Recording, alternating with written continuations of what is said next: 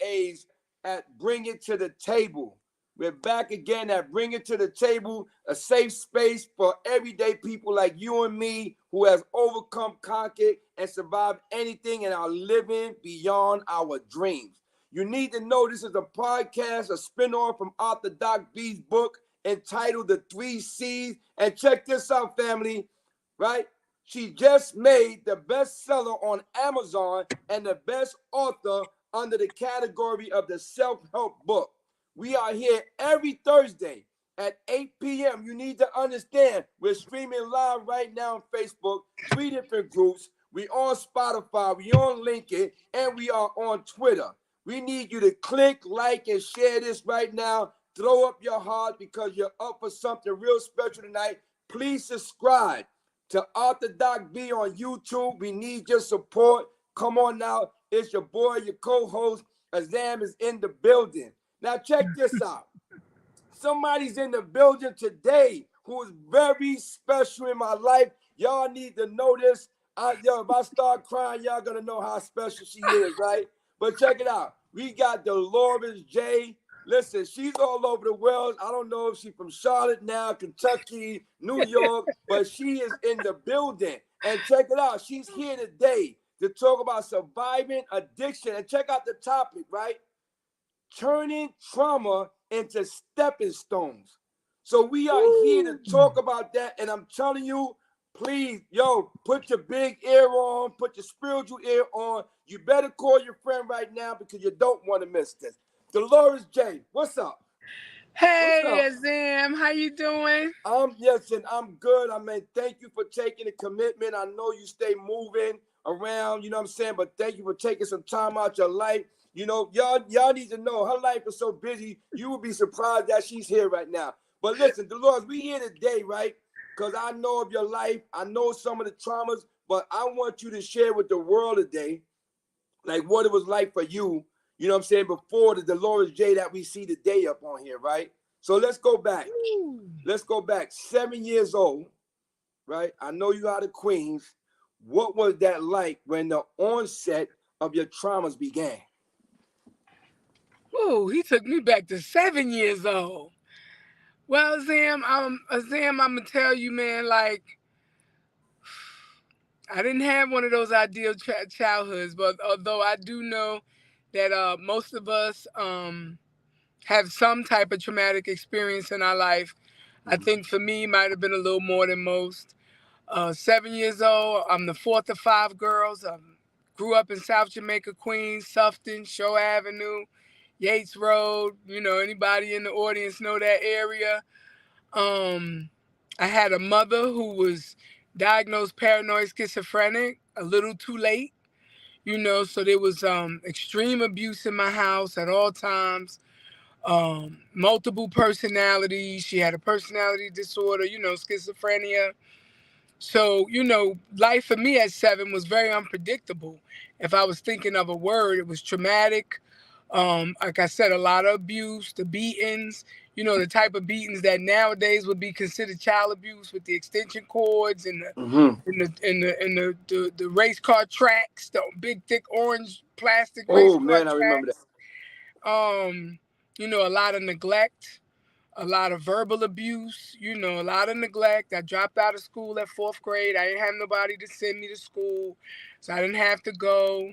Um, and it was, you know, it was a lot of people in my house too. We was like 3 families in a 2-family house. Wow. And, you know, a lot of my mother's boyfriends and the male friends, there was a lot of drugs and alcohol. So there was people constantly coming and going. And unfortunately, you know, a young girl in that type of environment, you know, there's a lot of abuse, man.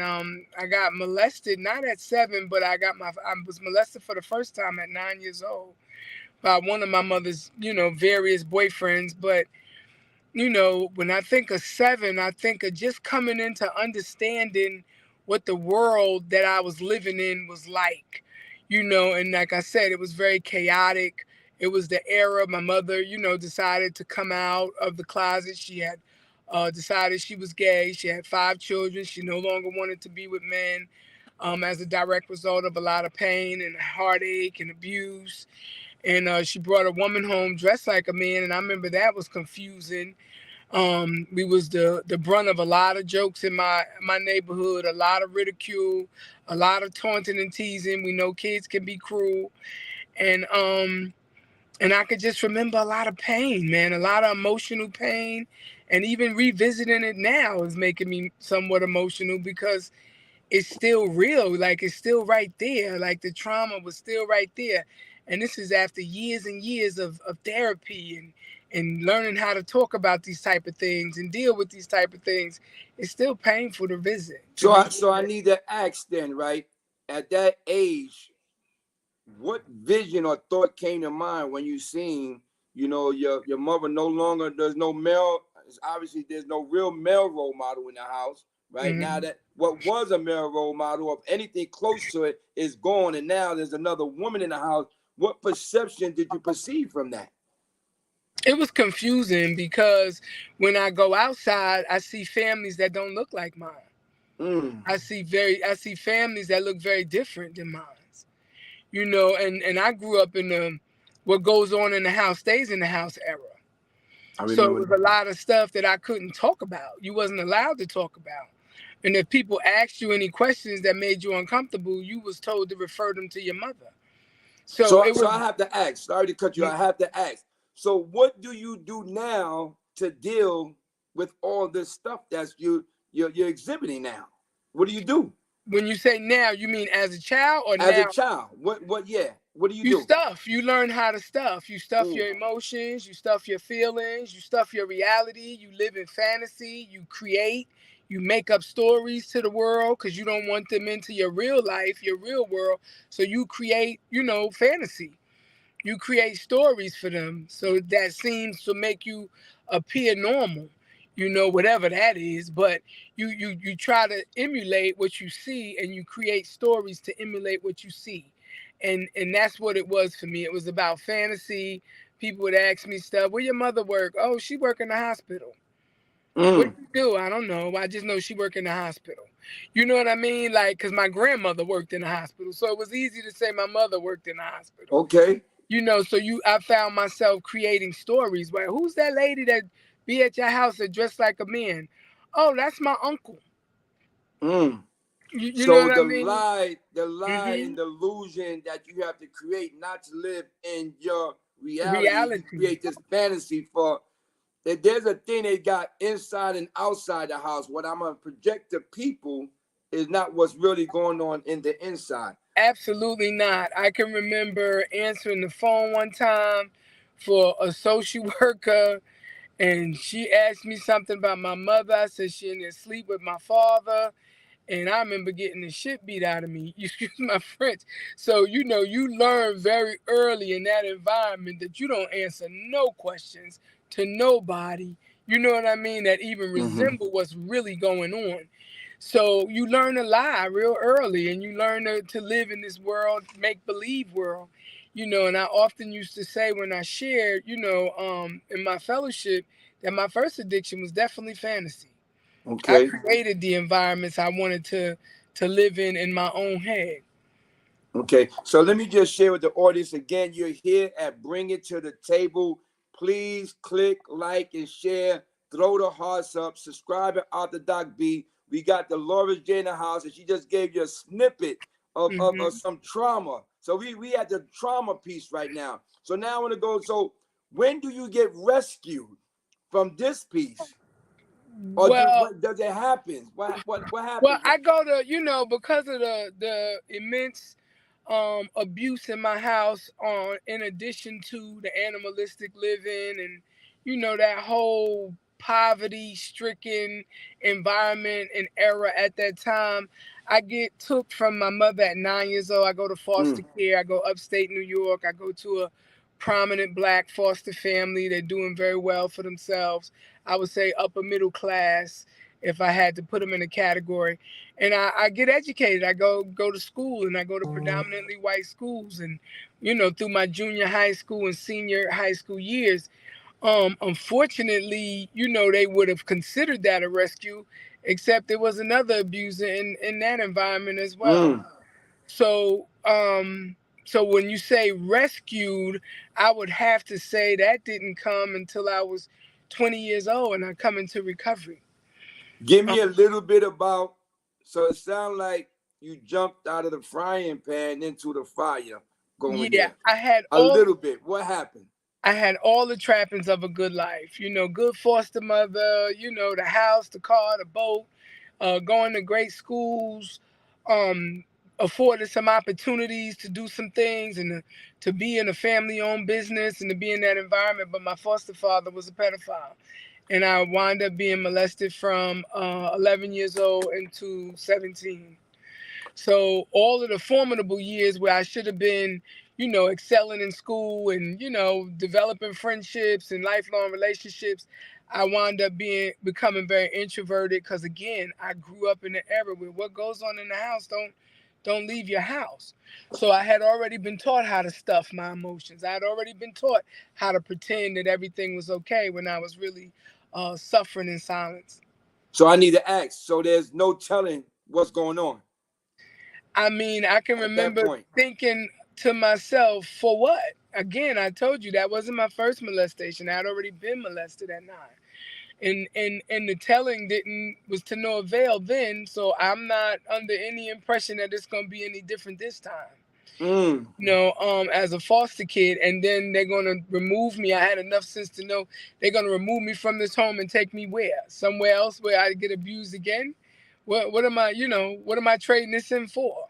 So is it safe to say, because some of the good stuff are the trap ins and stuff like that, made some of the stuff, I guess, okay.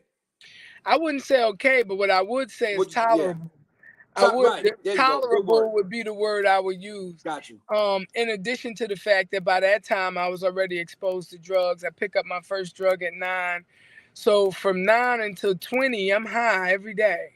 You know, I Got you. found my escape in the dope. Got you. Got you. And that goes on from 9 to 20. At Correct. some point, you got all this trauma and stuff like that. At some point, what do Delores J says at some point with all this trauma?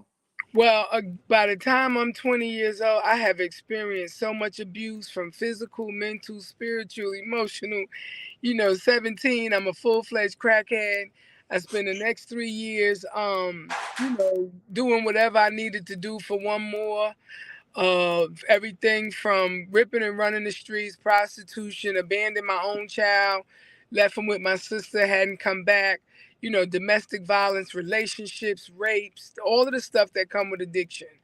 So by 20 years old, I'm done. Like I'm done. You know, I'm just so beat up emotionally and spiritually and physically that I crawl, and I mean literally crawl into a co-ed shelter in Peekskill, New York called Jam Peak, and that's where I get my life saved. Okay. Literally. And that's where it begins right there. So I have to Correct. ask, with all that, any mental health diagnosis ever happened for you? Anything like that? Oh yeah, when I came in, I was diagnosed manic depressant, borderline bipolar. One was another one they used to say. Um, it was another word, clinical word they used back then. It was a personality disorder. I was Okay. extremely violent, volatile, violent. I fought all the time. My feelings got was fragile. You know, my personality at that time was very fragile. Emotional disorder. I would snap at the drop of a dime. I So I was. gotta ask one thing. Let's go back one second. So you're going through all that. So where's the rest of your siblings? Well, To them. again, I went to foster care at 10 years old, so I didn't really grow up with my siblings. Got you. They all was already displaced between group homes and, you know, being wards of the state. But they were older than me. I'm the fourth of 5 girls, Okay. so I was with my youngest sibling for a while. But then her father came, her biological father, who was not my biological father, came and got her out of foster care. So she didn't stick around long enough to experience that abuse. But so I grew up pretty much by myself. Do I you got know your father? I do not. I do not know for certain. I know that I I carry the name of my mother's husband, but there have been rumors throughout my family for years that he was not my biological father. Got you, got you. So now you're 20. How many treatment programs you in by that time? 4 detoxes, 2 rehabs. Or detox? Then I the have last. been going to treatment since I was 18. From 18, I hit my first treatment facility at 18, and I don't get clean until right before my 21st birthday. So at what point now you got your mental health diagnosis? Any medication ever taken? Therapy? I was prescribed Zoloft. I was on it for a little while, but I didn't take it long.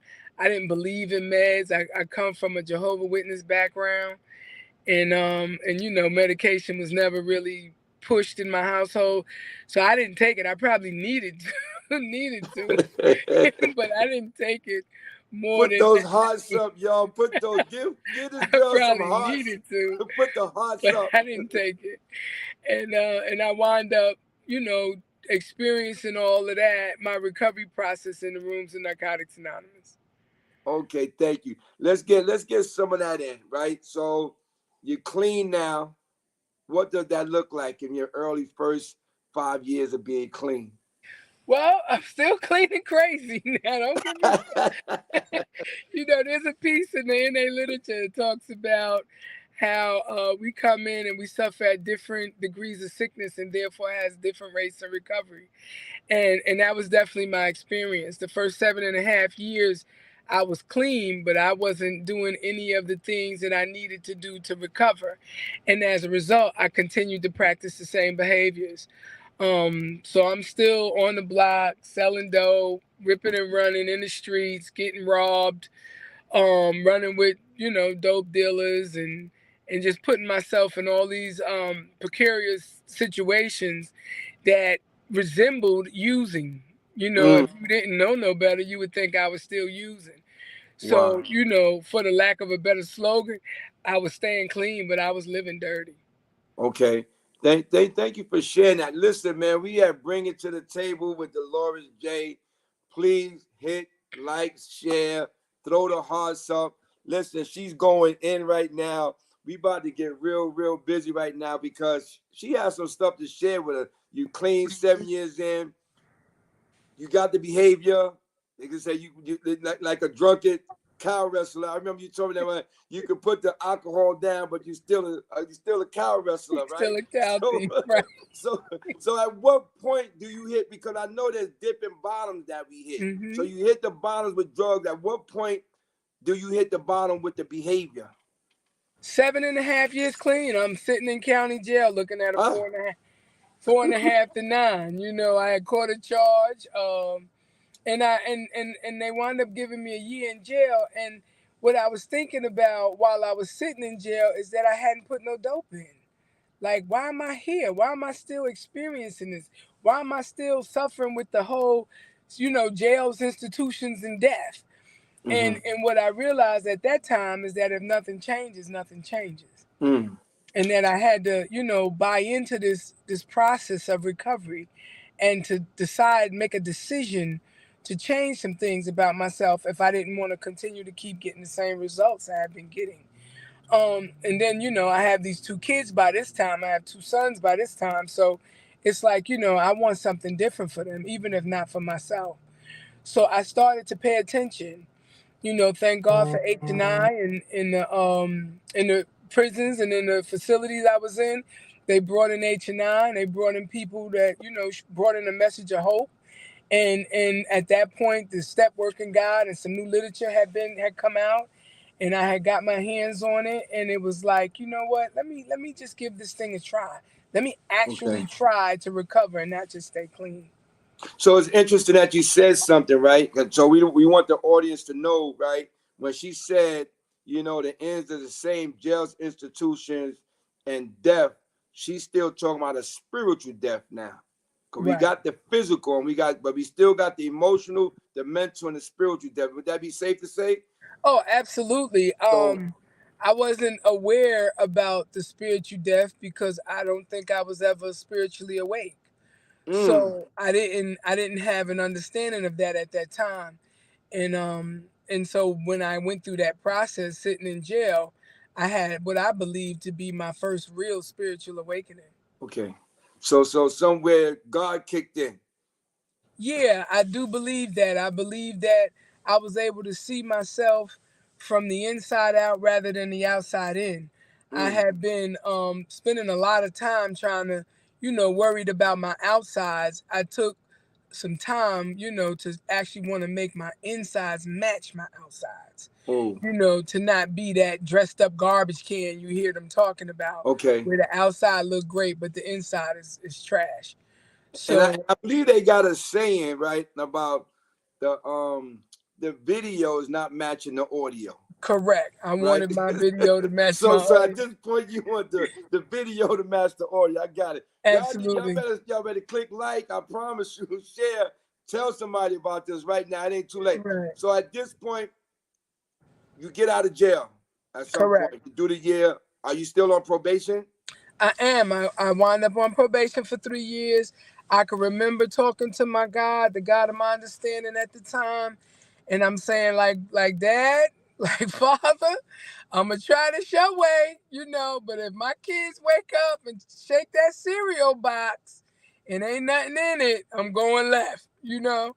And by the grace of God and His love and mercy, man, I landed a job at IBM, like right coming home, and Mm. Lenscraft is actually I was working 2 jobs, and it was sufficient. I started to build a relationship with the God of my understanding. I went from the process of being less self-reliant and more God-reliant, Okay. less self-centered and more God-centered, you know. And as I began to work the steps and the 12 steps of Narcotics Anonymous and start to incorporate spiritual principles in my life, I noticed that the process had taken hold and change, had started to take place. And I went from, having no hope and spiritually dead to being full of hope and spiritually refreshed, and I Mm. continued down that path and, working and striving and trying to better myself and trying to be a better mother and a better person, a better sibling, a better friend, and as I continued to take small steps to bettering myself, it worked. The Okay, process so actually worked. awesome. So again, we here, bring it to the table, surviving our addiction with Delores J, talking about turning trauma into stepping stones. And if you see the process, how it's happening. So now, tell me now, where you at this point? You work at IBM. Is Hmm. any of the past trauma still there? Like Oh, how that? all of it is still there. The one thing about trauma that I think people need to be aware of is that we move from victim. The process is to move from victim to survivor. That's the process. Like, I'm not a Okay. victim of child molestation. I'm not a victim of rape. I'm not a victim of abandonment. I'm a survivor of those things, and Mm. that part is true. And I've been able to move on and progress in my life as a result of becoming a survivor rather than a victim, because victims stay stuck. However, the trauma is still there. Like, it's still the experience when you talk about it, when you think of it. See, most of us think it's supposed to go away. And that's you setting yourself up for that unrealistic expectation. It doesn't. But instead of it fueling me to be depressed and angry and not being that, and stuck, I use that fuel to go out and tell somebody else that if I can, you can too. I Okay. allow that pain and hurt and trauma to fuel me to be the energy I need, to let other people know that we do recover. We can get past these things and still go on to live long, productive, happy, joyous, and free lives. But it is a process. It takes time and it does take work. But I promise you, man, it is nothing you can really do to undo the hurt. You just got to learn how to deal with the hurt and live, and move on despite of Okay. it. Thank you for sharing that because it sounds like so. I know there's something that's called acceptance, right? Like when Mm-hmm. we're no longer in denial about it, right? Mm-hmm. We get the accept. So your acceptance level became higher on that, Correct. right? Which Correct. now puts you in position to now move forward because what I understand with acceptance, now I receive it without argument, right? Mm-hmm. You know what I'm Mm-hmm. saying? And then you said something that's so important. I hope y'all heard her when she said, now we take a look at what part we play in it, right? Mm-hmm. And we want to allow it to hold us hostage. And you at Right. some point said, no, we ain't doing that. I want to live, right? Right. I said, like, I can't stay stuck there because I got, now you Mm-mm. said something. You got the two sons. Right. No father, right? Right. It's you and them. But I know somebody else came in the picture with that. You started take, Yeah. you became more responsible for some other people. Yes. Tell us a little Well, bit about that.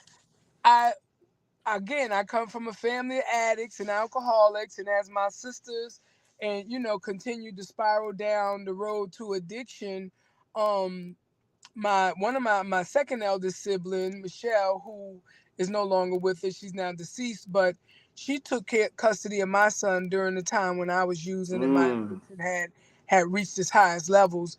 And then when I get clean, by the time I get clean and get myself together, her addiction takes hold of her and she winds up on a downward spiral. So I then return the favor and take her son as well.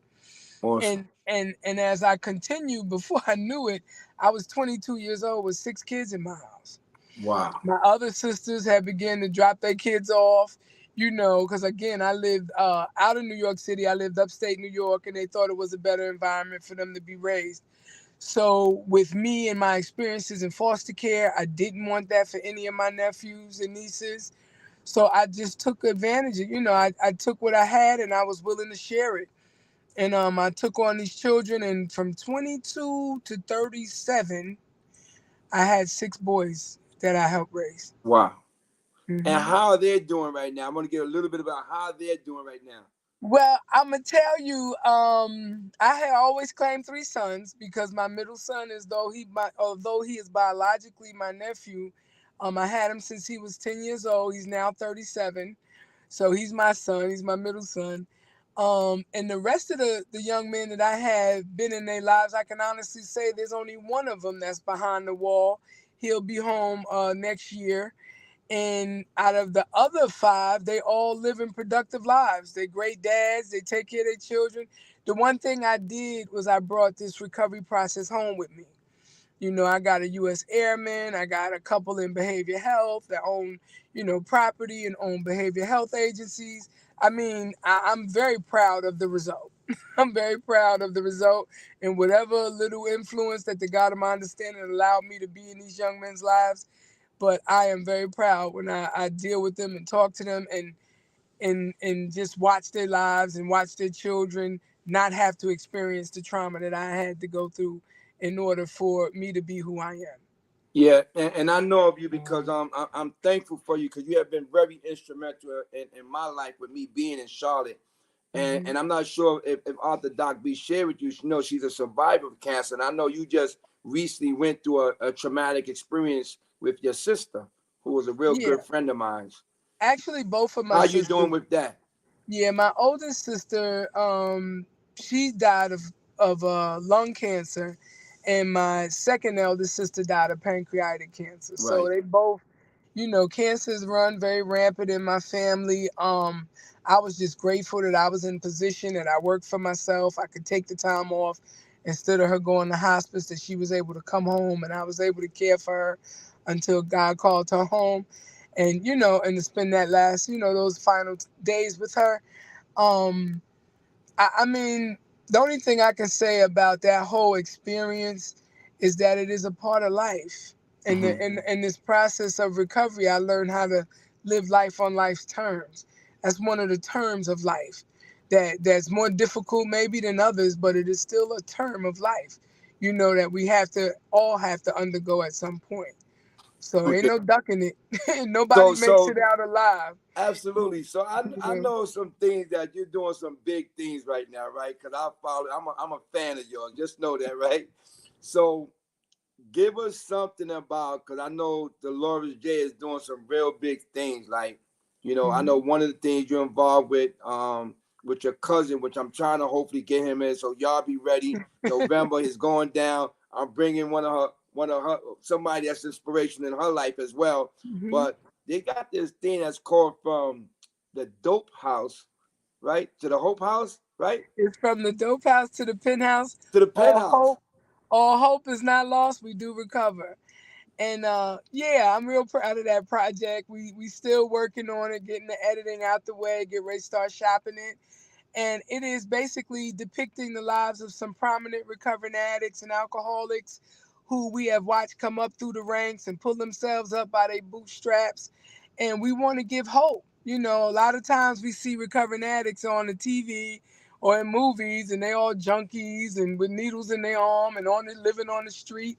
I wanted the world to know that there's a large amount of us. I mean, 6 million in America alone that do recover. We don't Mm-hmm. always end up like that.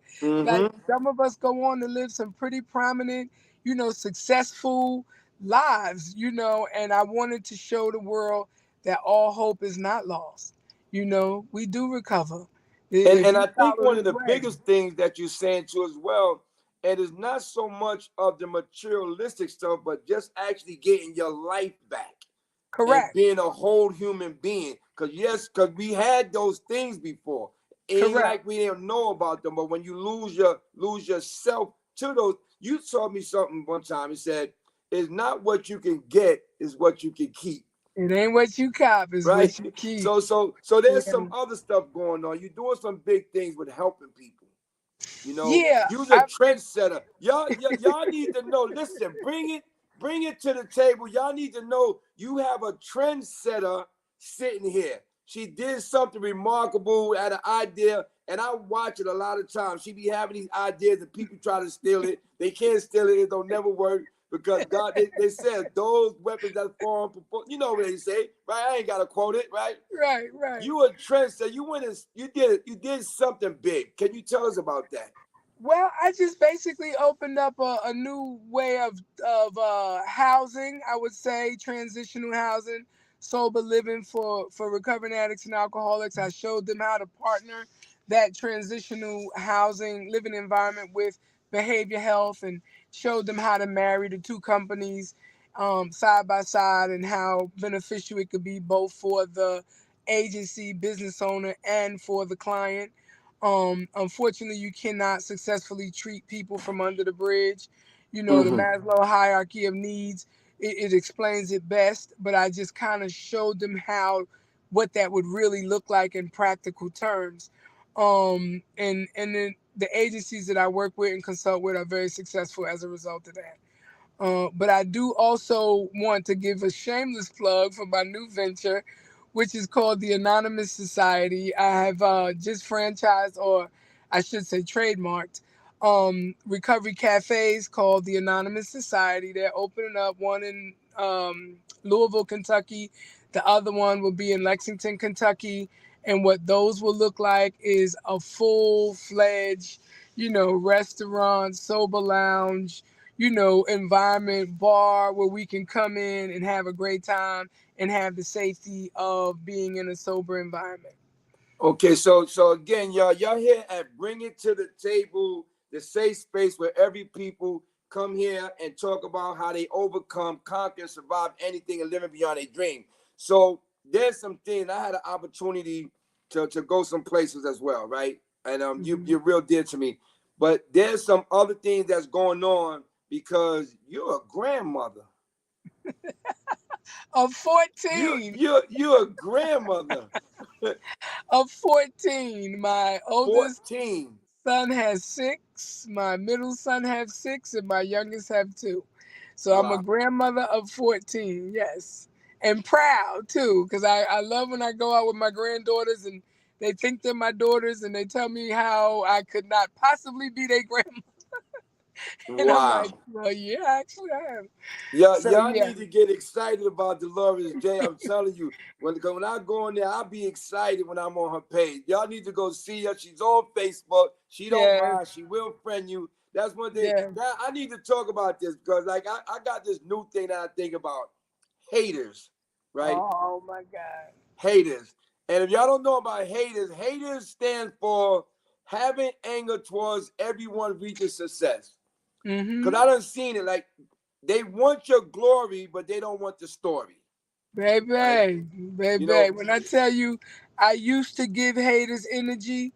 And I seen this meme not too long ago, and I think about it like it's my new alma mater. It says, "I don't have time to hate haters, because I'm too busy loving lovers, like loving people Oh, that love me." y'all heard that? And Say that one more time for them. it Get that said, one more time. it said, "I don't have the time to hate my haters because I'm too busy loving my lovers." You know Man. what I'm saying? And I want to live the rest of my life, loving the people that love me and focusing on the people that love me, because what I realize is that this disease will rob us of our happy joy and freedom if we focus on them haters. That they doing exactly what they supposed to do. And I tell people all the time, if I was you and I wasn't living up to my dream and my expectations, I would probably hate me too. You Mhm. know? Yeah. You know what I found out too about haters, they actually congratulators that just don't know how to do it. That You know what I'm exactly. saying? So there's something else phenomenal I like that's going on in your life. I met him, real cool dude. My Right. man Romy Rome. What's good? What's on the But I agenda? am. I'm finally ready to take another leap of faith. I'm Wow. engaged to be married. My third. Let me just say that my third. I haven't given up on love or hope for being able to spend the rest of my life with someone. So yes, we are engaged to be married. We got a whole lot. He's just starting his business, X-Men Ministries, and then I got what I got going on. So we took a step back for a minute to finish up some projects so we could focus on us entirely. But the one thing we know about opportunity is when it knock, you got to take it. You got to run with it. Absolutely. You got to Absolutely. run with it because you don't know if it's gonna knock again. Yeah, yeah. My sponsor says something about opportunity. It says it's not lengthy. I'm like, Right, wow. So when it comes, you gotta snatch it. You gotta right. snatch it. And I see you do that often. But what I'm more impressed is that you hold it together. You hold it together. Yeah, And I seen yeah. you hold it together. I seen you taught me a lot about transparency. You know what I'm Mhm. saying? I want to thank you for the man that I'm still growing up to be, because you taught me so much. But I need Well, to thank share you. this, right? Um, you got one son that I'm phenomenally real cool with. You know what I'm saying? Because I know we don't really have favorites, right? We don't Right. really have favorites when it comes to children. But this guy, man, he's just phenomenal because the things he, because I remember one time you say he inspires you sometimes. Oh, he do. Man, you talking about Ty? Y'all heard that? Well, Ty, I'm gonna tell you the thing with Ty. Me and Ty grew up together. I had Ty at 18 years old. He's the only kid I had that had seen any part of my addiction, at least until he was 2 years old. I've been clean since he was two, but then he caught the earlier years before even though I was clean, I was still crazy. So he was actually, during that period of time. And thank God the rest of my children, they don't know the ramifications of addiction. But I watched this brother, he watched me, and he'll tell you I'm his greatest inspiration. Mm-hmm. But there has definitely been some times in our lives where he inspired me. Like he took what I said to him, that if you don't like something about yourself, change it. Don't cry over it. Don't Mm-hmm. make excuses for it. Change it. You have the ability to change it. And I watched him transform his body. I watched him transform his life, his career goals, his family dynamic. Like, I'm so proud of him. I'm proud of all of my boys. Let me be clear Mm-hmm. about that. My other two, like I said, they work in recovery. They work with me in recovery, and they phenomenal. Like dudes, they Awesome. they Awesome. they they took my business from the bottom to the top. Now we here. I You know know. that's right. So I so know they that's right. I ain't even gonna hold you. I couldn't have done it without them. But what I love about my boys the most is that if they see a problem in their lives, they fix it. They don't make Right. excuses. We don't do the blame game. We take a look at it and we take the necessary steps to make it better. And that's what I think the fundamental, value system should be based on. Not being perfect, but learning how to be better. Correct your mistakes. Let's go. Let's get it better. Let's make it better. When you know better, let's do better. I hear you. Thank you for sharing that. Bring it to the table. This is little Jahar right here. He's gonna be on the show at some point. It's gonna be Jahar's world. See, he Hi, just had to come Jihad. show himself. See, Auntie. So I want to thank you. Listen, Mhm. I gotta say now, in closing, right? In closing. Wait, Jahar, let Daddy finish. In closing, if you had anything to give the audience about this topic, Mhm. surviving addiction, turning trauma into stepping stones, what would you give them? I would say stay the course. Stay the course, man. Trust the process. I used to hate when they said that to me when I first got here because Mm-hmm. I wanted what I wanted when I wanted it, and I wanted it right now. But what I will say is that the storms are going to come. The ups and downs of life are going to come. But you got to stay the course. You can't quit. You can't give up. You can't throw in the towel. You got to just get through one more day, and what a difference a day could make. If somebody would have told me 34 years ago that I would be living the life I'm living, where I'm at today, I would have never believed them. Mm-hmm. But it was because I stayed the course and kept going and kept going and kept going that I wind up where I'm at. And I'm proud of myself. For the most part, I'm proud of myself and the things that I've accomplished. So I just think if you knew, don't quit. Don't give up. We don't use no matter what. Stay the course. Oh, Stay the man, we course. want we were here, bring it to the table. We want to thank you for your time. I see Doc B coming in. And I want to thank Doc B. She had me here, and then she offered me an opportunity to do this with her. I got so excited. Something I've been wanting to do, and to have you here has been an honor and a privilege. So y'all need to listen to this. I'm gonna give y'all one of these, and Dolores might like this one. My new thing is this: just because people like drama, we ain't got to show up for the performance. Oh yeah.